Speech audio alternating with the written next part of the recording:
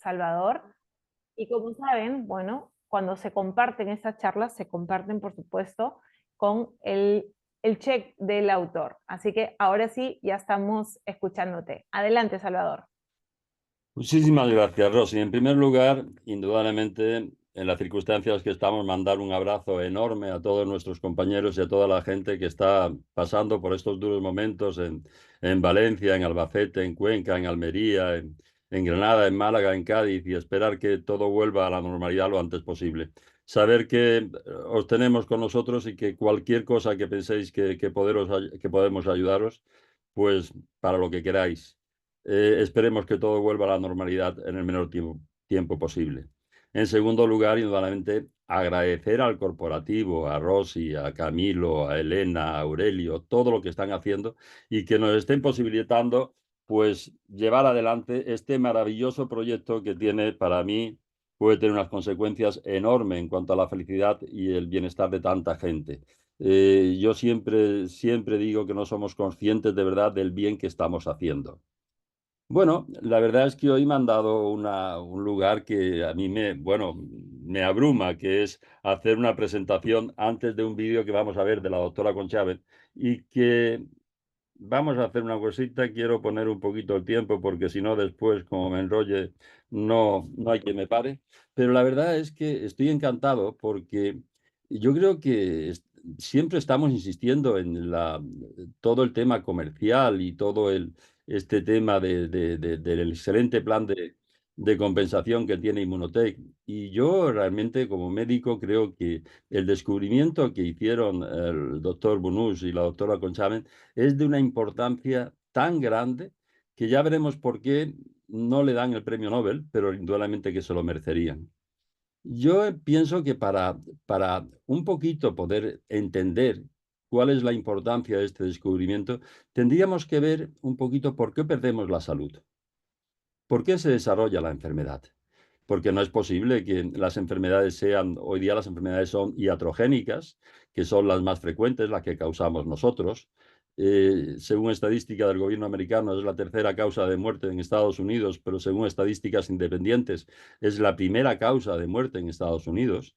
Después tendríamos las enfermedades infecciosas por unos microorganismos que ya veremos después, que van a depender siempre de un hábitat, de un ambiente, de un terreno. Después tendríamos las enfermedades iatrogénicas, perdón, las enfermedades idiopáticas o esenciales, que también son muy frecuentes, que son las que son de origen desconocido y que no puede ser. ¿Por qué tienes unos nódulos en el tiroides? Porque te ha tocado. ¿Y por qué tienes una enfermedad de Crohn? Porque te ha tocado. ¿Y por qué tienes una hernia de hiato? Porque te ha tocado. Hombre, no es serio, ¿no? Las cosas son por algo.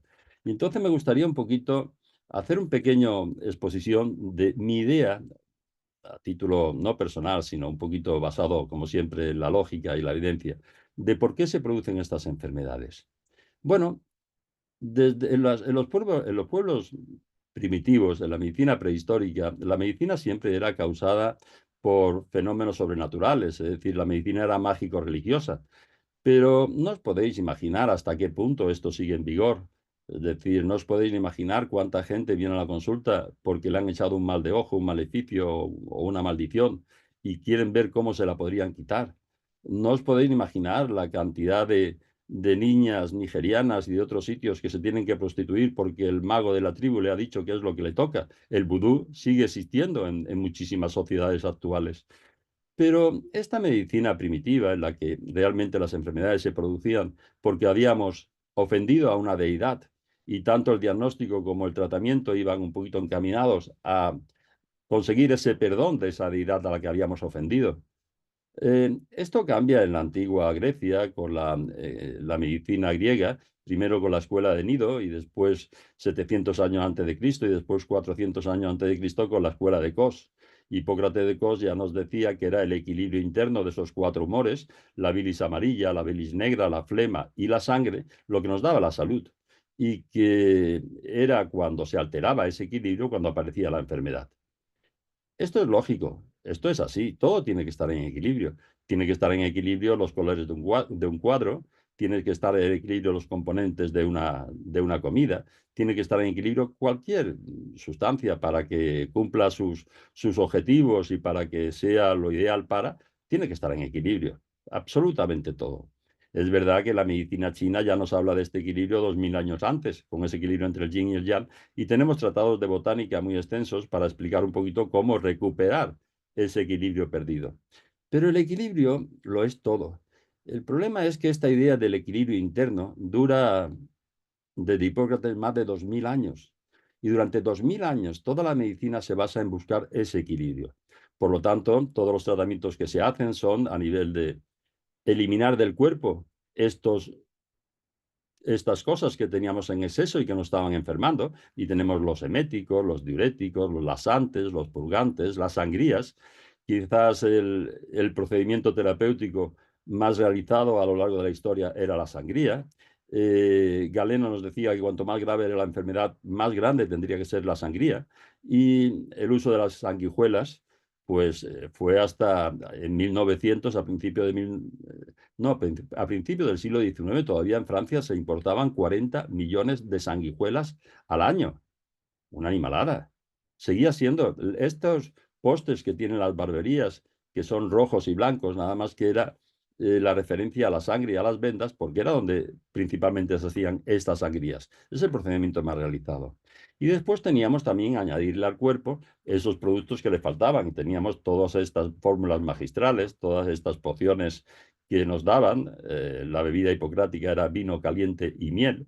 Y también es verdad que le añadían más de 200 vegetales y más de 50 minerales a esta bebida, pero que en principio la miel te daba esa energía que te faltaba cuando estabas enfermo y el vino hacía que si te tocaba irte, por lo menos que te fueras a gusto, ¿no? Qué maravilla, qué buenas ideas tenían esta gente. Pero esto dura toda la medicina antigua, toda la Edad Media, y en 1595 se produce un descubrimiento que lo iba a cambiar todo. Zacarías Janssen, a la edad de 7 años, está jugando en el taller del padre, un fabricador de lentes, Hans Janssen. eh, se le ocurre poner dos lentes a cierta distancia, una de otra. Se encuentra con que los objetos aumentan de 3 a 9 veces y descubre el microscopio. Y esto lo iba a cambiar todo. Pero el microscopio en un principio es solamente un producto de juego, de uso, de diversión para la alta sociedad. Un mundo entero desconocido había aparecido, nuevas formas, nuevos colores, nuevas vidas, y se convierte pues en un atractivo muy grande. Posteriormente entra en el terreno de la investigación. Pero todo el mundo entiende que cuando coge agua del río ve una serie de bichitos, cuando coge pus ve otro tipo de bichitos, cuando coge esperma ve otro tipo de bichitos, y que dependiendo del terreno que cogiera, vería una serie de microorganismos u otros. Es verdad que en este nuevo mundo que aparecía, primero aparecen los capilares y las células y los nervios, y después aparecen los protozoos, pero al final aparecen las bacterias. Pero ya os comento que durante cerca de 300 años todo el mundo entiende que lo que vamos a ver va a depender de la muestra que hayamos cogido y de dónde la hayamos cogido. En 1882, Louis Pasteur ingresa a la Academia de las Ciencias de Francia por su teoría germinal de las enfermedades infecciosas y nos decía que ya no era ese equilibrio interno, sino unos bichitos muy pequeñitos que al que le tocara, pues a ese lo llevaban a la cama, sino a sitios peores. Louis Pasteur había nacido en 1922 en Amboise. Su padre había servido en los ejércitos de Napoleón y había montado después una curtiduría que le iba bastante bien y entonces mandó al chico a Francia a estudiar, a París, perdón, a París a estudiar. Pero al chico le gustaba más la pintura y otra serie de cosas, entonces fracasa inicialmente en los estudios, después lo vuelve a mandar, pero entonces saca un bachiller de letras, porque en aquella época era considerado un bachiller menor, y por último lo vuelve a enviar y ya consigue que al final saque un grado en químicas. Pero Luis Pasteur era muy habilidoso en sus relaciones sociales. Fue el protegido de la Eugenia, de la emperatriz María Eugenia, de Napoleón III, y después se casa con la hija del decano de la Universidad de Estrasburgo y es nombrado profesor, no, ayudante del profesor de químicas en dicha universidad. Después este hombre se jubila y él pasa a ser profesor de químicas. Y ahí conoce a una persona, quizás uno de los mayores científicos de esta época, del siglo XIX, una época muy curiosa a nivel de la etiopatogenia y de la etiología de las enfermedades, Antoine Béchamp, que realmente era un científico muy serio y que era el autor de la teoría del polimorfismo. En aquella época no existían colorantes, fijadores y cosas que mataran nada de lo que veíamos a microscopio, sino que directamente poníamos una gotita de lo que sea y ahí veíamos un poquito lo que ocurría. Y este hombre ponía una gotita de sangre y veía que a los 2 días, 2 días y medio, morían los hematíes y morían los leucocitos, y que después del interior de estas células salían una serie de partículas muy pequeñitas que él llamó microcimes, que se iban comiendo ese leucocito, ese hematíe, y que a medida que el medio iba evolucionando en el tiempo, esas partículas iban creciendo y se iban transformando en un tipo de microorganismo y en otro, y sacó la teoría del polimorfismo.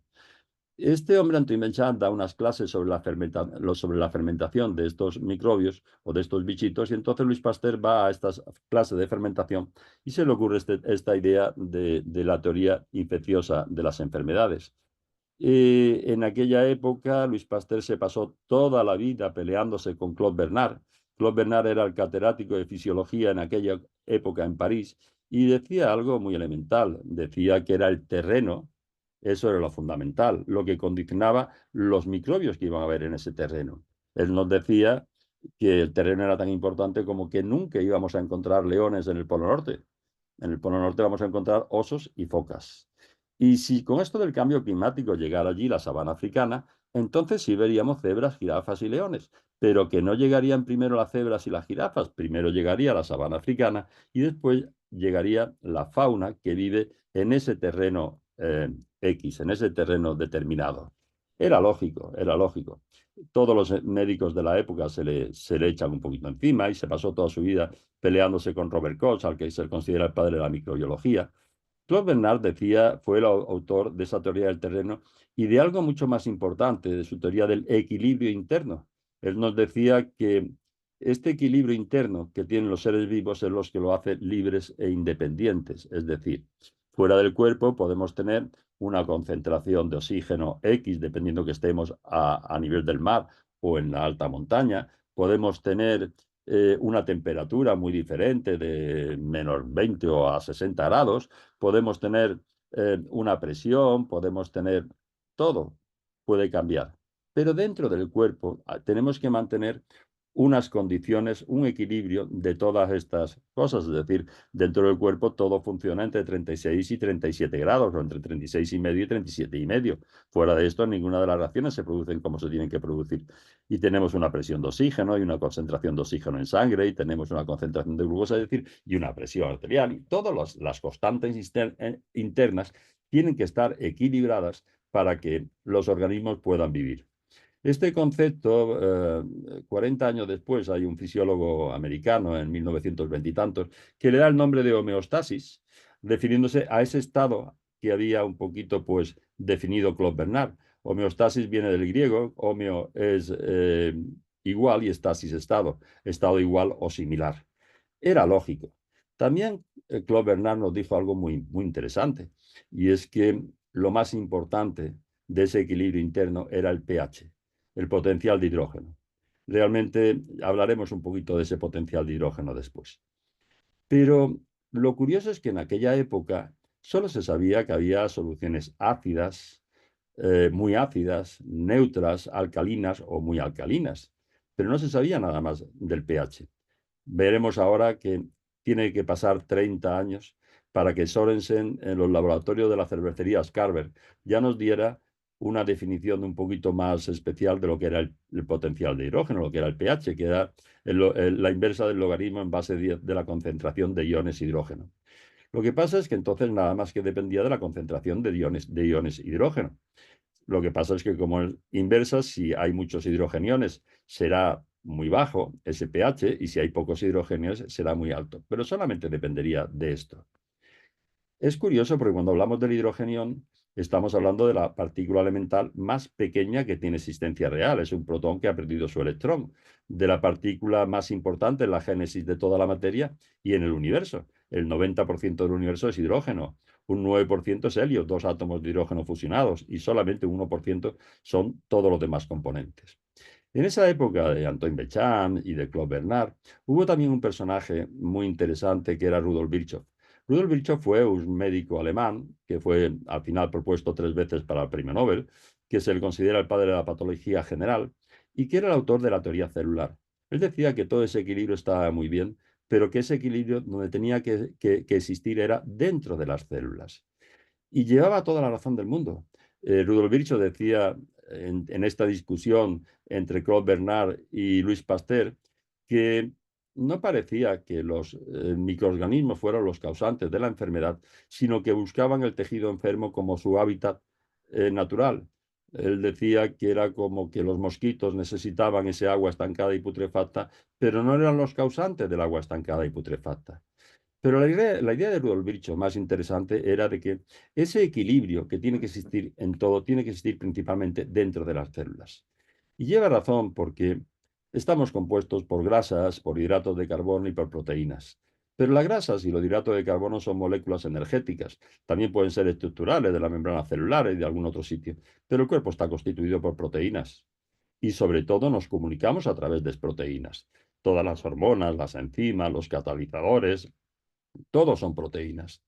Y esas proteínas, recordemos que todas las proteínas tienen que estar formadas dentro de nuestras células, en unos corpúsculos muy pequeñitos, que son los ribosomas, y que mediante esa información, esos WhatsApp, esos telegramas que sacan del ADN que está en el núcleo, mediante el ARN mensajero, le lleva esa información a los ribosomas y los ribosomas van a crear nuestras proteínas con nuestra frecuencia y con las instrucciones de nuestro ADN.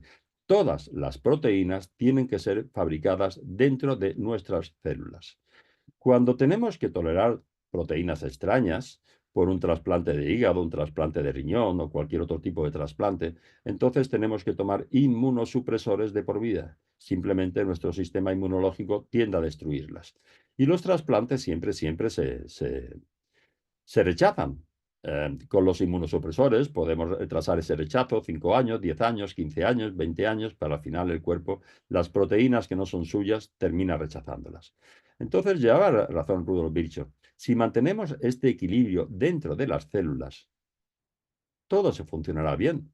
Todo se desarrollará como se tiene que desarrollar y todas las células pues harán la función que tienen que hacer y producirán los elementos que tengan que producir y que después actuarán dentro de las células o fuera de las células. Comentábamos que en 1909 Sorensen nos saca un poquito esta idea del potencial de hidrógeno y nos da una definición más exacta de lo que era el pH. También comentamos que, en principio, en las soluciones acuosas, el número de hidrogeniones que existe, y el cuerpo es una solución acuosa, tenemos un 70% de agua, viene siempre de la disociación de la molécula de agua en hidrogeniones por un lado, H positivos, y en oxidrilos por otro lado, OH negativos. 4 o 5 años antes, en 1903, nace una chica que también iba a hacer una aportación enorme, Rebecca Hersman. Rebecca Hersman es una argentina, nace en una familia acomodada, es la tercera de 7 hermanos, de ellos 5 mujeres, de las cuales 4 hacen carreras universitarias, lo cual en esa época no era nada normal. Y ella termina especializándose en bioquímica, trabaja con Husey, el único premio Nobel que hasta entonces había en Argentina, y se dedica un poquito a ver un poquito la determinación de potasio en la sangre. Tiene un método analítico especial que lo descubre ella, para tanto en la salud como en la enfermedad. Y hace estudios muy interesantes sobre el potasio en sangre. Gracias a esto, gana una beca para trabajar en la Universidad de Rochester, en Nueva York. Va para allá y empieza a investigar también pues, con el tema de la bioquímica sanguínea. Pero después termina estudiando un poquito el tema de la concentración de gases. En aquella época los aviadores iban cada vez a más altura, más altura, más altura, terminaban teniendo que respirar oxígeno puro, y se encontró que estos aviadores pues, tenían un mayor número de enfermedades, un grado mayor de envejecimiento. hace una serie de estudios y la verdad es que concluye en que ese oxígeno era el causante de que se produjera algo muy dañino que eran los radicales libres, las especies reactivas del oxígeno, que son nada más que compuestos que les falta un electrón en su último orbital y que están deseando un poquito pues coger a otra molécula para quitarle ese electrón. Es curioso cómo lo descubre porque en aquella época era muy normal la ceguera de los niños prematuros, la fibrosis retrolental que tenían y que ella al final pues dice que es porque en estas incubadoras se les hace respirar concentraciones muy altas de oxígeno y realmente demuestra con una serie de ratones que si le aplicaban esa concentración de oxígeno, los ratones quedaban ciegos. Cuando esto ya se corrige en esas incubadoras, deja de producirse esa ceguera del niño prematuro que en aquella época de los 50, de la década de los 50, era tan frecuente. Y en el 54 saca una publicación en la revista 100 muy interesante que decía el envenenamiento por oxígeno y la radiación X, un mecanismo en común. Cuando sigue investigando sobre este tema de los radicales libres que se producían, este artículo causó un impacto muy importante en la época porque se consideraba que el oxígeno era la fuente de la vida, que vivíamos gracias a ese oxígeno. Y ella nos decía que ese oxígeno, aparte de darnos la vida, también podía darnos la enfermedad y también podía darnos la muerte. El tema es que cuando se empieza a investigar, se empieza a comprobar que realmente se producen estos radicales libres y que estos radicales libres aumentan siempre que nos ponemos enfermos. Y se comprueba que cuanto más enfermos nos ponemos, más aumentan esos radicales libres, que es proporcional al grado de enfermedad que tenemos. Dennis Herman es un americano que 2 años después, en el 56, nos saca la teoría del envejecimiento por los radicales libres. Era exacto, él comprueba simplemente, él se dedicaba un poquito, él fue pionero en esto de la medicina anti-envejecimiento y comprueba simplemente que a medida que vamos envejeciendo y que vamos cumpliendo años, pues vamos aumentando esa cantidad de radicales libres que tenemos en el cuerpo, que nos hacen más propensos a la enfermedad. Es curioso porque Dennis Herman entonces era una persona que se cuidaba muchísimo y entonces coge una serie de animales de laboratorio y los somete a dietas muy antioxidantes, muy antioxidantes. Y le da todos los antioxidantes que conocíamos en la época, vitamina C, vitamina E, licopeno, una dieta muy alcalina, vegana, etcétera, etcétera, etcétera. Y sin embargo, conseguía que los animales vivieran muy poquito más de la cuenta. Es decir, no conseguía estadísticamente resultados que fueran importantes. Entonces, poco a poco investigando, se encuentra que esos radicales libres se producen dentro de las células, dentro de las mitocondrias. Es decir, ese oxígeno que respiramos y que pasa de los pulmones a la sangre y que después llega a los capilares y que después atraviesa libremente la membrana celular, tiene que llegar al interior de la mitocondria para que se produzca ahí la respiración celular. Y ahí es donde se producen los radicales libres.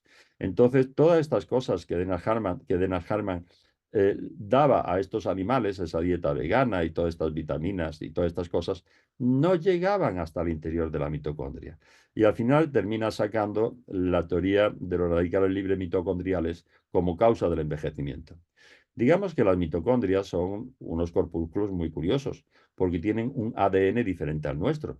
Se considera que son unas bacterias, unos proteus, que nos colonizaron hace 1.500 millones de años y que gracias a ellos salió la célula eucariota, la célula con núcleo, y se desarrolló toda la vida posteriormente. Es decir, las mitocondrias tienen un ADN diferente al nuestro.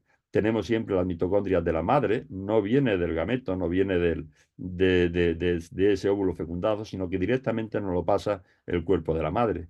Tenemos de 1.000 a 5.000 mitocondrias dentro de cada célula. Y esas mitocondrias, que son las fábricas energéticas donde se fabrica ese ATP, ese adenosintrifosfato que después vamos a utilizar para toda la energía corporal, como consecuencia de ese metabolismo de la glucosa con oxígeno, como consecuencia se producen estos radicales libres y esta cantidad de radicales libres. Es interesante que entendamos que cuanto más efectiva es una mitocondria y cuanto más energía produzca, menos ATP, o sea, menos radicales libres produce. Pero una mitocondria defectuosa, enferma, vieja,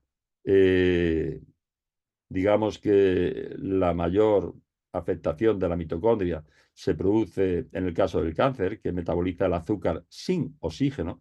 Algún día hablaremos porque realmente es una enfermedad metabólica por una falta de oxígeno bestial, lo cual ya se demostró en el 32 con un premio Nobel, Otto Warburg, que nos vino a decir, le dieron el premio Nobel por una tesis que era la causa primaria del cáncer, en donde nos decía que cuando le quitábamos el 35% del oxígeno a una célula, en 48 horas esa célula se volvía cancerosa, y algún día hablaremos de ella.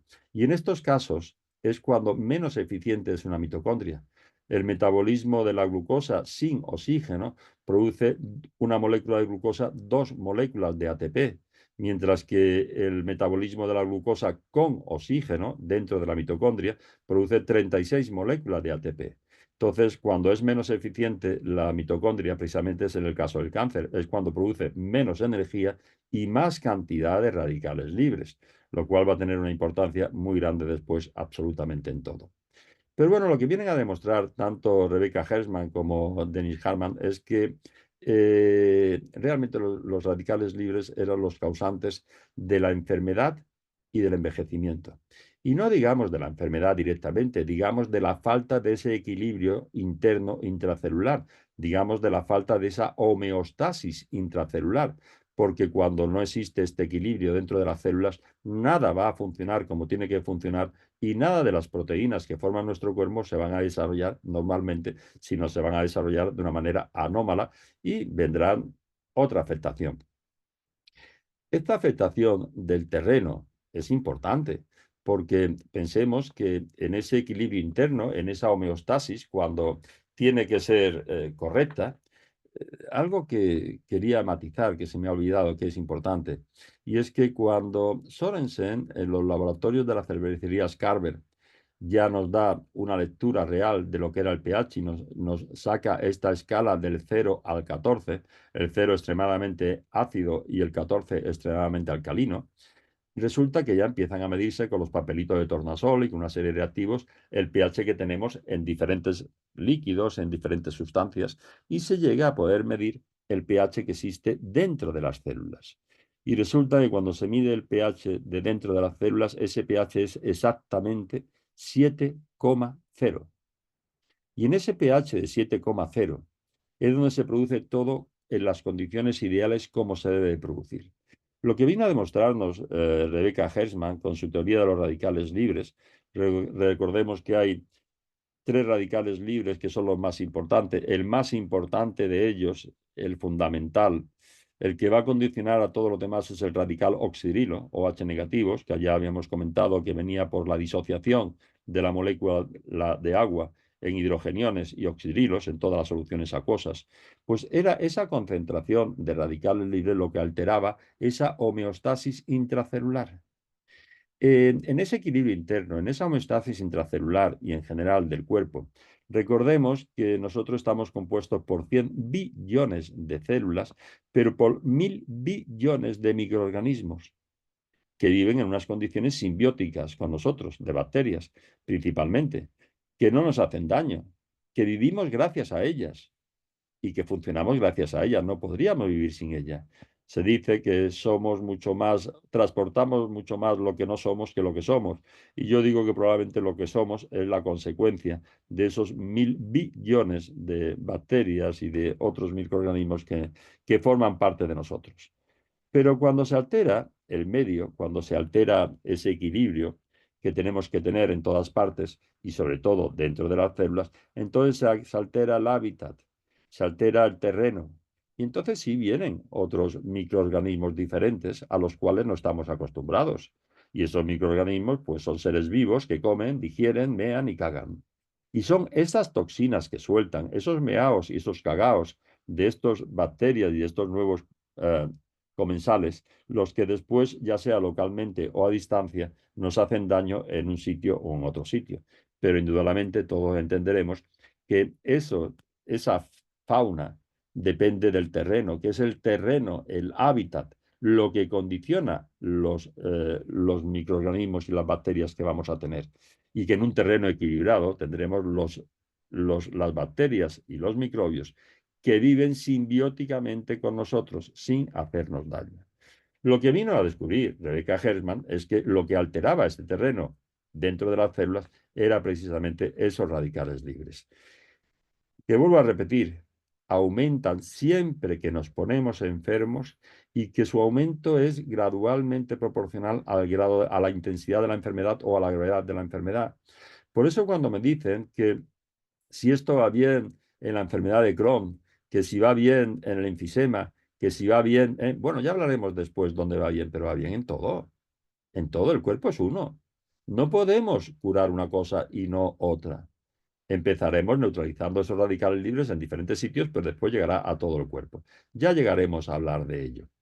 Bueno, entonces cuando Rebecca Hersman consigue que se tome en serio su hipótesis sobre los radicales libres como causa de la falta de equilibrio de homeostasis intracelular, se despierta un interés muy grande por ver qué productos tenía el cuerpo para neutralizar esos radicales libres. Y en principio se pone de moda la superóxido dismutasas, pero después se comprueba que había una molécula muy especial, el glutatión. Había sido descubierta en 1988, pero realmente se había descrito un poquito su composición en el 25, y en el 25, 1925 es cuando realmente se comprueba que era el mayor antioxidante del mundo. Y ese glutatión, una de las cosas que se comprueba en primer lugar es que era la molécula más abundante en el cuerpo después del agua. Y sabemos que en el cuerpo no hay nada que sea porque sí, no hay nada superfluo. Todo es, el cuerpo es inteligente, todo es por algo y exacto. Muy bien, ya me dice que tenemos que ir pensando en terminar. Entonces, se despierta un interés muy grande por estudiar el glutatión. Y lo primero que se hace es que se hacen muchos experimentos dando muchísimo glutatión. El glutatión se obtenía fácilmente de bacterias y del mundo vegetal también, y se produce una cantidad enorme de glutatión. Pero cuando se le da ese glutatión al cuerpo, lo que se comprueba es que no llega hasta las células.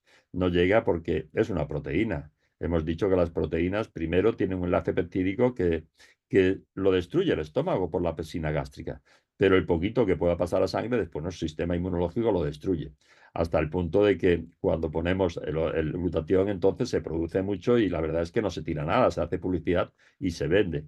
Y se da en cremas, y se da en aerosoles, y se da sublingual y liposomado y intravenoso, pero cuando ponemos glutatión intravenoso, y he puesto mucho, tienes un efecto flash de poco tiempo y después desaparece porque nuestro sistema inmunológico en 1, 2 o 3 minutos lo destruye. Bueno, pues entonces cuando se ve la composición del glutatión y se encuentra uno que esa cisteína era el aminoácido limitante, el que condicionaba la cantidad de glutatión que se producía dentro de nuestras células, en nuestros ribosomas, será cantidades muy importantes de cisteína. Pero se encuentra lo mismo, que no llega, primero no se la encuentra en la sangre, con lo cual al principio se piensa que era venenosa y que el cuerpo la destruía. En segundo lugar, no, después se comprueba que llega a la sangre, pero que es un aminoácido muy lábil, que se destruye por el calor, que cuando llega a la sangre tiene que ser transportado por una proteína muy grande también, con lo cual cuando llega a la célula llega en muy poca concentración y con una biodisponibilidad muy, muy pequeña. Ya sabéis un poquito, pues, qué es lo que ocurre a continuación. En 1978, Gustavo Bonus y Patricia Conchaven están investigando sobre unas proteínas para mejorar un poquito el posoperatorio de los enfermos.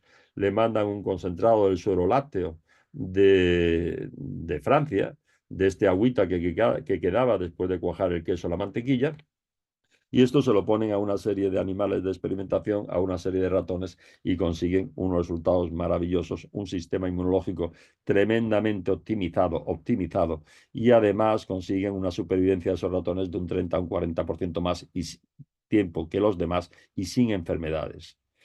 Habían conseguido que esa cisteína enlazada que habían descubierto potenciara la producción de glutatión intracelular entre un 30 o un 50%. Y esto no solamente puede ser la causa de la salud, sino que la recuperemos también.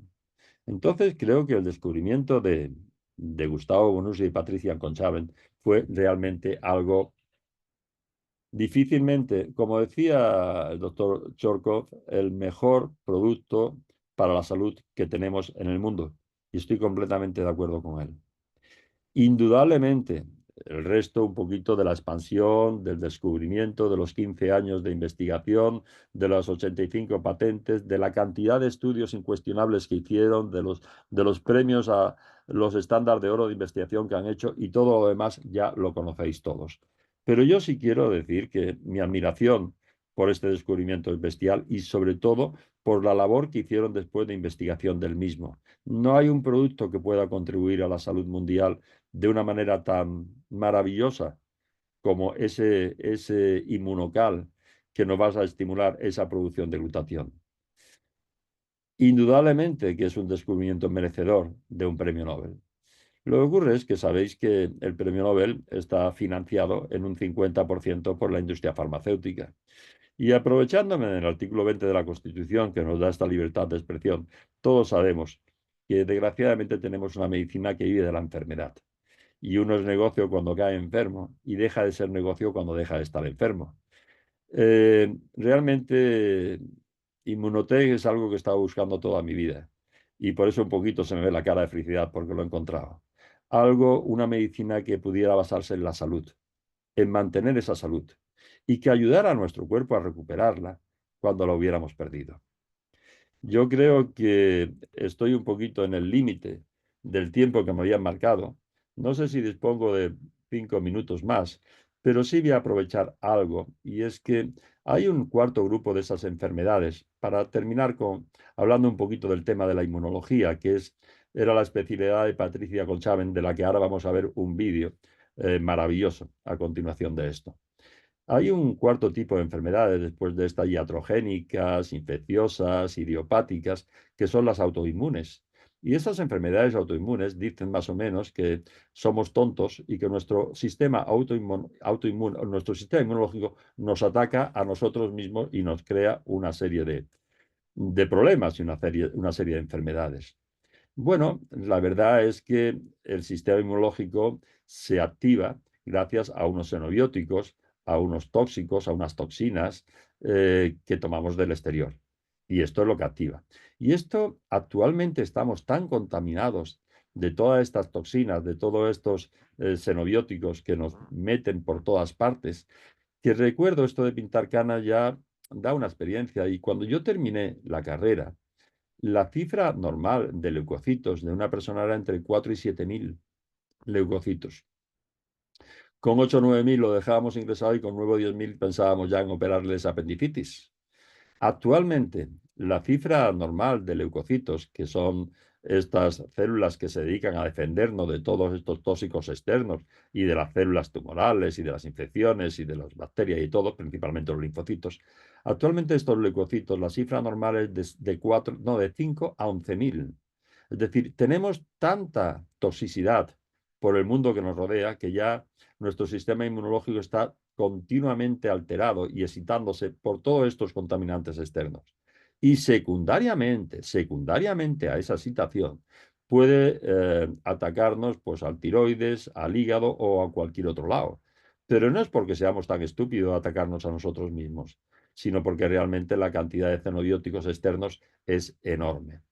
Una de las cosas que encontraron ellos es que este glutatión, el principal alimento del sistema inmunológico, era también el principal inmunomodulador, el principal equilibrador de ese sistema inmune, que nos lo va a excitar cuando esté muy deprimido y que nos lo va a regular y deprimir cuando esté súper excitado. Por lo cual la indicación también en este cuarto tipo de enfermedades que tenemos ahora, de las enfermedades autoinmunes, ya os podéis imaginar que también es. ¿Sabéis lo mejor que tiene Inmunotech y especialmente Inmunocal? Que resiste la prueba del algodón. Yo, en principio, Rosy, si te parece, hasta aquí llegamos, que si no, vamos a estar hablando hasta mañana. Lo sé, Salvador, lo sé, pero a ver, no tendríamos creo ningún problema porque de verdad que es un placer escucharte y solo te voy a trasladar algunos mensajes, ¿no? Impresionante y agradeciéndote mucho por la formación. Hay gente que te ha escuchado, por primera vez y de verdad que están muy agradecidos con toda esta información que les has dado y algo que yo quiero acotar además, que yo también estoy de acuerdo contigo. Creo que este gran descubrimiento debería merecer un premio Nobel y ojalá alguno de los asesores o miembros de este consejo de premio Nobel nos escuche alguna vez, porque como tú dices, independientemente de que puedan estar, sí, involucrados con la parte medicinal, creo que también es noble como ser humano reconocer grandes descubrimientos que son productos 100% naturales y que hoy están demostrados además que nos están haciendo tanto bien a la salud. Así que muchísimas gracias, Salvador, de verdad que un placer escucharte y gracias por habernos permitido tenerte por primera vez de las muchas que te vamos a tener en una presentación. Y bueno, como dices tú y como ya le has hecho, por supuesto, todo el preámbulo merecidísimo a la doctora Patricia, a todos aquellos quienes no estuvieron en el último evento, pues compartimos un vídeo que nos hizo especialmente para nosotros y ahora vamos a tener la oportunidad de volver a escucharla, así que me van a permitir nuevamente compartir y vamos a escuchar a la doctora Patricia Conchaven. Que la disfrutéis. Gracias.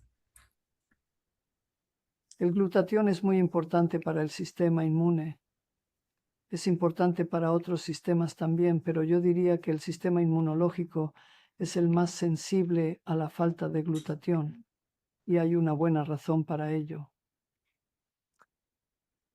Cuando tu cuerpo se somete a una respuesta inmune, lo primero que sucede es que las células inmunes, que espero que sepas que son los linfocitos, comienzan a multiplicarse. Y para darte un ejemplo, una célula, un linfocito, se desarrollará en un clon de tal vez 500 células hijas, y estas son las que van y hacen el trabajo, y se deshacen de la infección. Puedes imaginar si una célula se convierte en 500 células, necesitas 500 veces más glutatión. Por lo tanto, el sistema inmunológico es muy sensible al nivel de glutatión en el cuerpo. Además, he leído que cuando las células inmunes matan a las células tumorales, no pueden hacerlo a menos que tengan un nivel adecuado de glutatión. Es un ejemplo de por qué. El sistema inmune depende de tener un nivel adecuado de glutatión. Incluso las personas normales a menudo no tienen la cantidad máxima. Las personas sanas han consumido nuestro producto que permite aumentar el glutatión en sus linfocitos y ven sus niveles aumentados aún estando sanos. Todo el mundo debería tomar Inmunocal, no hay duda. ¿En qué momento nos pareció un descubrimiento? Desde que hicimos nuestros primeros experimentos. Cuando alimentamos a los ratones con nuestro producto de proteína de suero y descubrimos que su respuesta inmunitaria aumentaba por encima de la de sus homólogos.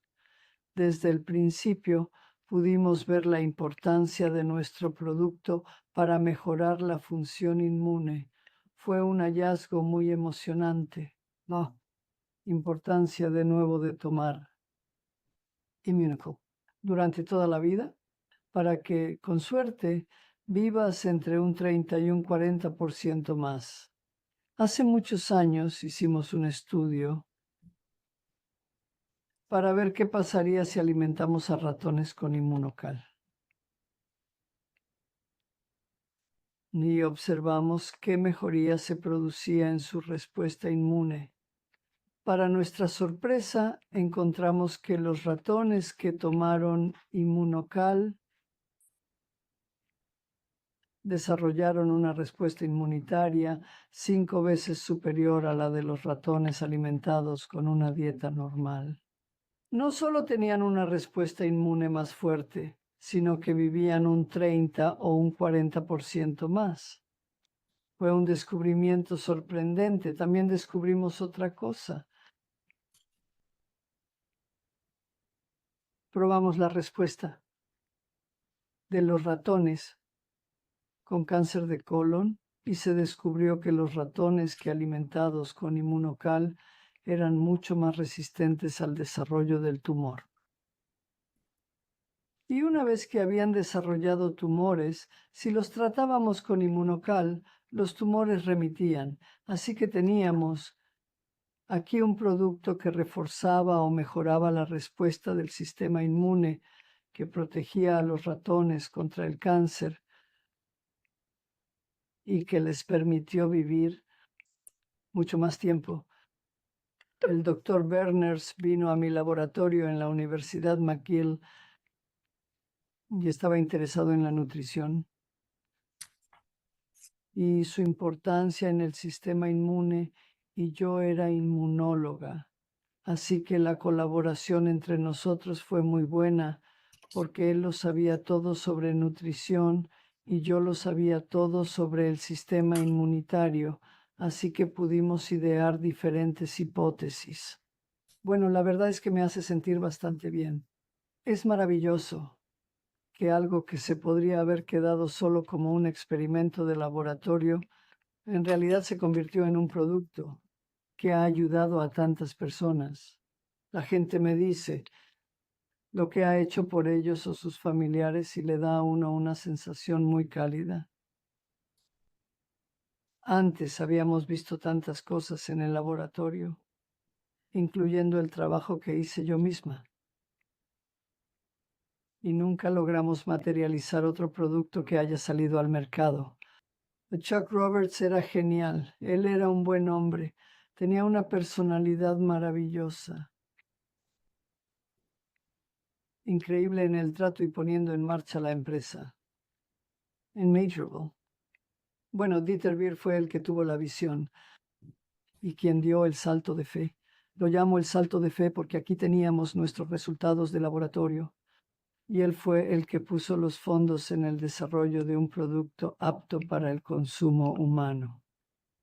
Gustavo Bonus era una gran persona con la que trabajar. Muy carismático, con muchos altibajos, enorme sentido del humor, aunque ácido. Era muy divertido trabajar con él, además de ser, por supuesto, un excelente científico. Alex Konigsberg, creo, hizo un muy buen trabajo para la empresa. No lo conocí muy bien. Era una persona estupenda. Y Jimmy Goodman es una persona estupenda y todo el mundo lo sabe. Mi nombre es Patricia Conchaven. Fui profesora en la Universidad McGill. Empecé mi carrera científica en Cambridge, en Inglaterra, y luego hice mi doctorado en McGill, y luego seguí mi carrera como científica. En concreto, fui inmunóloga. Se trata de una rama de la fisiología, que es la asignatura que más me gusta. Enseñé fisiología e inmunología y disfruté mucho teniendo alumnos y me encantó investigar. Para mí era la carrera ideal, investigación y docencia.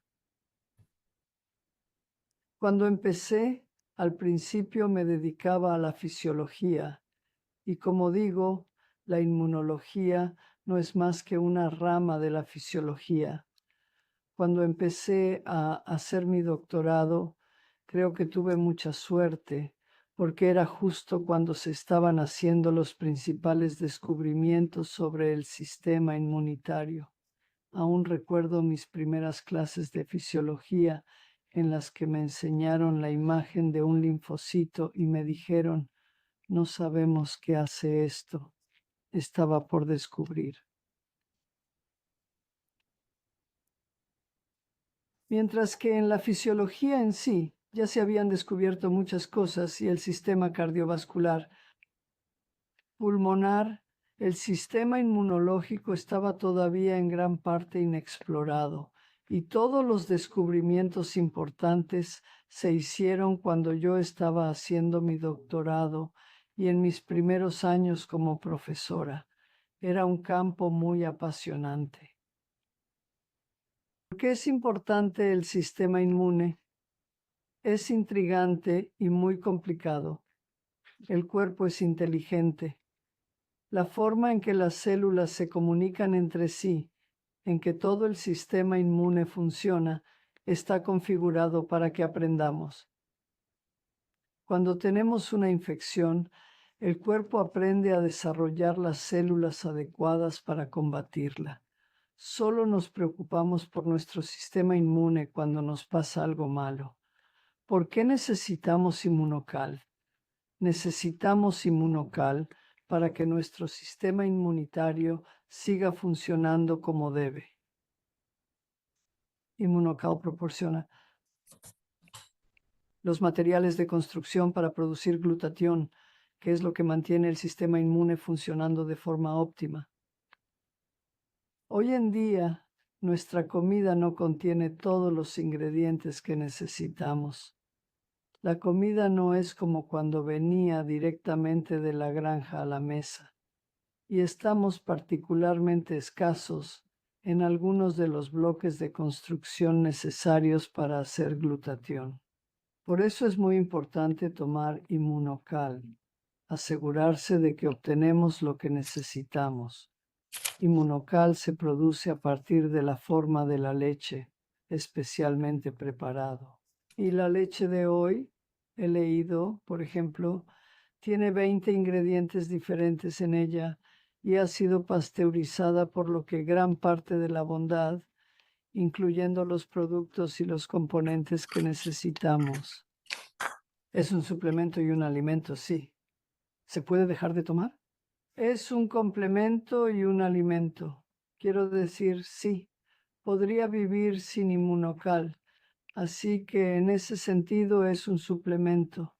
Es un suplemento que debe ser añadido a las comidas habituales. Creo que sentirás tener una gran sensación de bienestar y probablemente no tendrás más resfriados o gripes si normalmente los tienes. Si tienes un problema médico, notarás efectos aún mejores dependiendo de cuál sea tu problema. La gente es siempre muy educada, muy amable y muy agradecida por haber hecho el trabajo que llevó al desarrollo de Immunocal. Y muchos me cuentan historias muy interesantes de amigos y parientes que estaban muy enfermos y se recuperaron cuando tomaron Immunocal. Es muy reconfortante escuchar estas historias. Y son tantas que es algo más que una mera casualidad. Desde luego lo es. Como he dicho, espero que individualmente la gente esté mejor, se sienta con mejor salud. Si no tienes buena salud, no tienes nada, ni riqueza, ni nada. La buena salud es lo más importante que puedes tener. E Immunocal te ayuda a conseguirla o mantenerla. Creo que Immunotech es una empresa muy buena. Tratan bien a sus consultores y desde luego a mí también. Si Immunocal no se comercializara de esta manera, si solo se pusiera en un escaparate, nadie lo compraría porque lo que necesita es educación. Hay que explicar por qué es bueno para la gente. Por eso Immunotech es una empresa muy buena, porque tiene buenos consultores capaces de hacerlo y de explicar la importancia de Immunocal. Sí, tenemos muchos ensayos clínicos desde hace 30 años y tenemos al doctor Goodman que da charlas maravillosas sobre Immunocal. Creo que la mejor manera de saber que Immunocal no es un placebo es probarlo. La gente me pregunta si deben tomarlo y yo digo, tómalo durante 3 meses y mira si ves alguna diferencia. Pues sí, tengo gente que al cabo de un año piensa que quizá ya no lo necesita. Es normal, natural, que algunas personas se sientan así.